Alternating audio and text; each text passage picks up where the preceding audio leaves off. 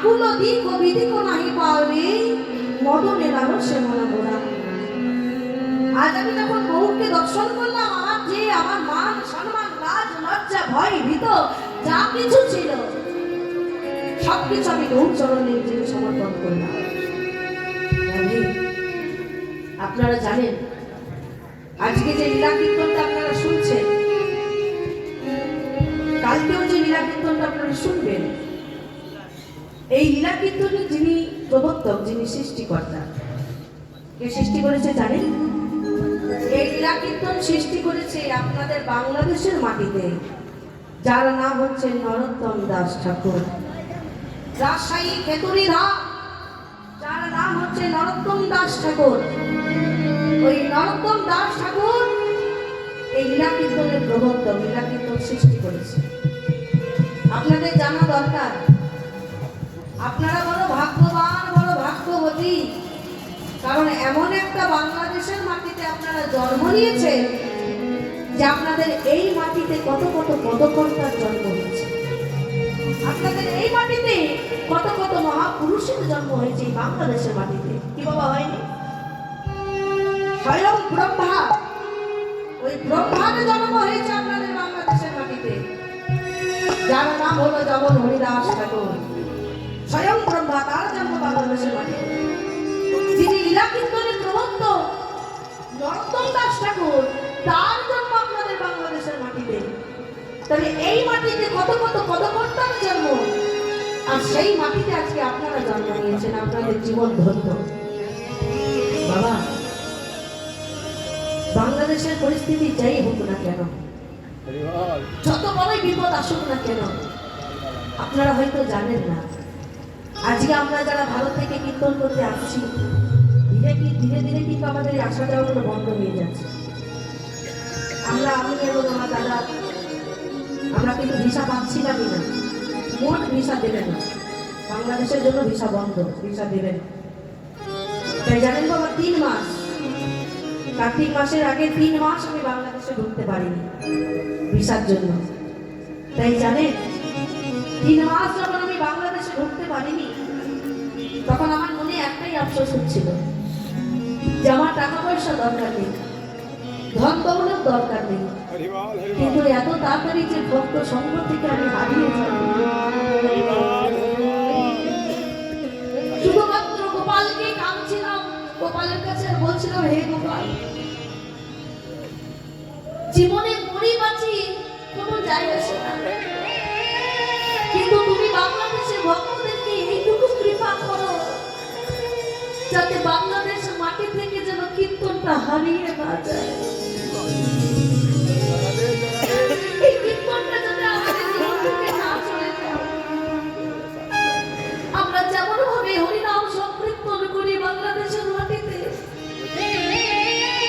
যেমন ভাবে হাজার হাজার ভক্ত সাধু সঙ্গ বৈষ্ণব সঙ্গ করবার জন্য ছুটে আসে, আমরা যেমন এমন ভাবে যেন জন্মে জন্মে ভক্ত সঙ্গ যেন করতে পারি।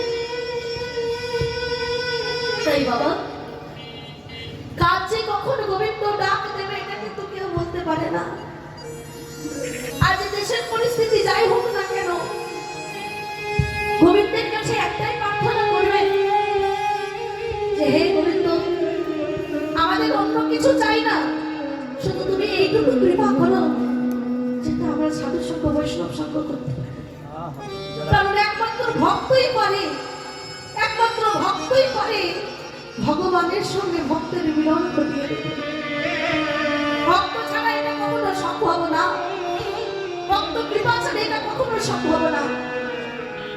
তাই বাবা, আপনারাও আমাদেরকে সবাইকে আশীর্বাদ করবেন যাতে আমরাও যেন বছরে একবার হলেও বাংলাদেশের ভক্তদেরকে নয়ন হতে দর্শন করতে পারি।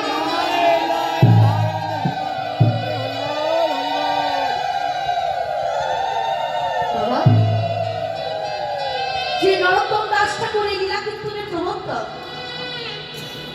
এই নরোত্তম দাস ঠাকুর এমন একজন ভক্ত ছিল, যখন তার জন্ম হয়নি, নরোত্তমের যখন জন্ম হয়নি, তার আগে গৌরাঙ্গ মহাপ্রভু সুরধরির গঙ্গাতে বাবা স্নান করতে গেছিল। আর সুরধনী গঙ্গাতে স্নান করতে গিয়ে গৌর হরি ডাকছে নরু, ও নরু। ভক্তরা মনে মনে ভাবছে কি নরু বলে তো এখানে কেউ নেই, তাহলে প্রভু নরু বলে ডাকছে কাকে? ও প্রভু, আমাদের মধ্যে নরু বলে নামে তো কেউ নেই, আপনি কাকে ডাকছেন? ওরে ওরে, আমি এখন তাকে ডাকছি, কারণ এখন না হলেও সে কিন্তু আসবে, তাই তাকে আসার জন্য আমি তাকে আহ্বান করছি। দেখুন, ভগবান ভক্তকে ডাকার জন্য আহ্বান করছি। এবং এবং নরোত্তম দাসের জন্য গৌরাঙ্গ মহাপ্রভু যখন গঙ্গার জলে স্নান করতে গেল, তখন মা গঙ্গাকে বলছে, হে গঙ্গা, আজ আমি তোমার জলের মধ্যে আমি আমার কিছু চরণ ধুলি এবং আমার এই নয়নের জলটা দিয়ে গেলাম। যেদিন আমার নরোত্তম আসবে তোমার জলে স্নান করতে, তুমি কৃপা করে আমার এই চরণ ধুলি তার মস্তকে দিও। তুমি কৃপা করে আমার এই চোখের জলটা প্রেম অশ্রু তুমি তার মাথায় দিও। তখন মা গঙ্গা বলছে, হে প্রভু, আমার জলে তো কত সাধুগুরু মুনি ঋষিরা স্নান করতে আসে, কত গুরু, কত মুনি, কত ঋষি সবাই স্নান করতে আসে, তা তোমার যে কে নরোত্তম এটা আমি বুঝবো কেমন করে? কি সুন্দর কথা! দেখুন, মা গঙ্গা বলছে, আমার জলে তো কত ভক্ত স্নান করতে আসে, যা কে যে তোমার নরোত্তম এটা আমি বুঝবো কেমন করে? গঙ্গা, যেদিন আমার নরোত্তম তোমার এই গঙ্গার জলে পা রাখবে, সেই দিন তোমার গঙ্গায় উজান বইবে। যখন আমার ভক্তের চরণ পড়বে তোমার জলের মধ্যে, সেদিন তোমার গঙ্গা জলে উজান বইবে। আর যখন উজান বইবে, সেদিন তুমি বুঝে নেবে আমার নরোত্তম এসেছে। তবেই তো সেই চরণ ধুলি যখন নরোত্তমের মাথায় পড়লো, যখন গৌরাঙ্গ মহাপ্রভুর নয়নের অশ্রু যখন সেই নরোত্তমের মাথায় পড়লো, তবেই তো সেই প্রেম বিলাবার জন্য প্রেম তলিতে এলো। নরোত্তম দাস ঠাকুর প্রেম তলিতে কি বলা হয়? প্রেমের ঠাকুর নরোত্তম। সেই ধামে না গেলে কখনো প্রেম পাওয়া যায় না। এই যে আপনাদের হৃদয়ে এত প্রেম, প্রেম আছে বলেই নয়নের জল আছে। আর এই প্রেমটা দিয়েছে কে? প্রেমটা দিয়েছে নরোত্তম দাস। জয় ঠাকুর নরোত্তম, জয় ঠাকুর নরোত্তম। তাই আজকে সখীদেরকে বলছে, ওরে সখী, আজ আমার গৌরকে ভালোবেসে আমার এমন দশা হয়েছে, তাহলে এই রোগের ওষুধ কি? ও মন্ত্র ঔষধি, তুই জান ঔষধি, মন্ত্র ঔষধি, তুই জান ঔষধি,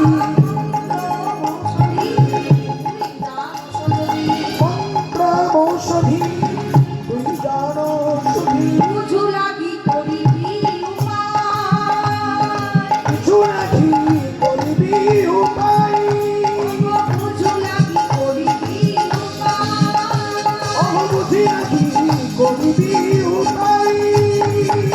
বাসুদেব ঘোষে কহে শোনো শোনো হরি, বাসুদেব ঘোষে কহে শোনো শোনো হরি, বাসুদেব ঘোষে কহে শোনো শোনো হরি, বাসুদেব ঘোষে কহে শোনো শোনো হরি। বলা লাগি প্রাণ মোর, ও বলা লাগি জাতি মোর নাই, বলা লাগি প্রাণ মোর নাই, বলা লাগি প্রাণ মোর নাই। আজকে বিষ্ণুপ্রিয়া বলছে, ও সখী, বলি এই রোগের কোনো ওষুধ আছে? আমি যে রোগটাকে দেখে এসেছি তাকে ভোলাবার যদি কোনো ওষুধ থাকে তাহলে তোরা আমাকে বল।